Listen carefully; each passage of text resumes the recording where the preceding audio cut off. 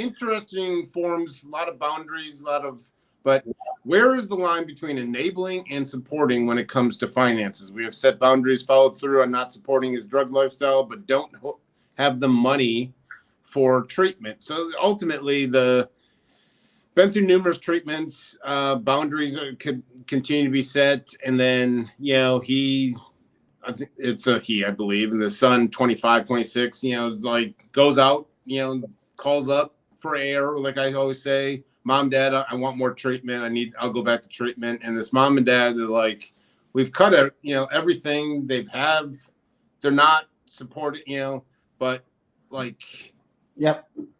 You understand, like, not everyone can throw money. I mean, like, yeah, it's great, go get treatment, but not everyone can write checks over and over and over again. So where's that line between a kind of enabling and supporting and really kind of, you can talk financial aspect?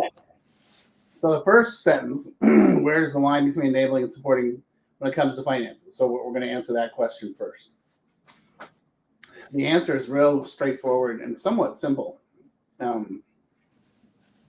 You have to ask yourself, is this something that they can deal with themselves? I didn't say, will they deal with it? I said, is it something they can deal with themselves? Can they get a job and pay their rent, for their food, pay their bills? If they can, then if you do it, it's enabling. If they can't, for whatever reason, and we can talk about what those reasons are, and a can't reason is not because they don't want to or because they're high,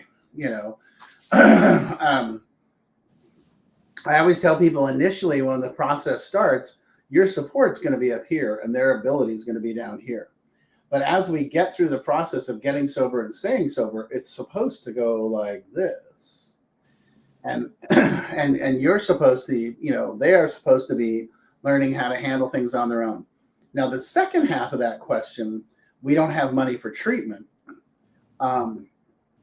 I totally understand that. It sounds like they might have money to be able to help with like day-to-day expenses. Here's what I would say is, well, maybe they could live in a sober living, and you could pay for the sober living. And then they could get their act together and get back on their feet. You don't have to go for the $30,000 treatment program. Maybe there's a $1,000 or $1,500 a month sober living environment where they could, you could help them. But again, and most of the ones that I like working with believe in, sure, we'll let mom and dad cover you for a couple of months to get you up and running, but we expect mom and dad to transition out because we're here to teach you how to get it together. So that's what I look for in a long-term aftercare program or a long-term treatment program.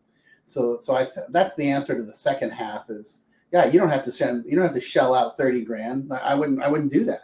And honestly, I don't know where you live, but I guarantee you there's a Salvation Army or a Stout Street or there's a street level program. It ain't glamorous and it ain't sexy, but people are getting sober there right here, right now, So, but yeah. Then, that's what I would do. That's how I would handle it. There's right here in Dallas, Texas. I sit on the board of the Dallas 24-Hour Club, which is, state-of-the-art treatment center. I know that because all the policies and procedures I put in and I stole from other treatment centers. And they're having a lot of success, but it's solely on them. Like it's low budget, sleep on a mat, work your way up to a bed and show the willingness. And the people staying in it, you can stay up to 9 months through this phased program. People, so yeah, absolutely. It's $21 a week. So even if you can't afford that, you can. And anyway, so yes, I was going to say there's plenty of options. You don't have to send them to the $60,000, whatever. So, and insurance, but there's a lot of state run. So yeah. Alrighty, I was told a while back by all these therapists, people, that while dealing with my son's addiction, my reality does not match up with how I see things. It's so tough for me to see what's true and what's fictional. Okay. I love this. And it's awesome because this is why I only work with the families because I get this all day long, every day, all day long, the first question I always, I mean, after, so I said the first question I always ask her, what are your goals? Okay. Yeah. The next question I always ask is, what's the history of mental health issues and addiction in your family? And the answer is always, oh, there's none. There's absolutely none. Only him. And I used to be like, you know, I used to jump in their face and get all pissy and see, this is the problem. I don't do that anymore.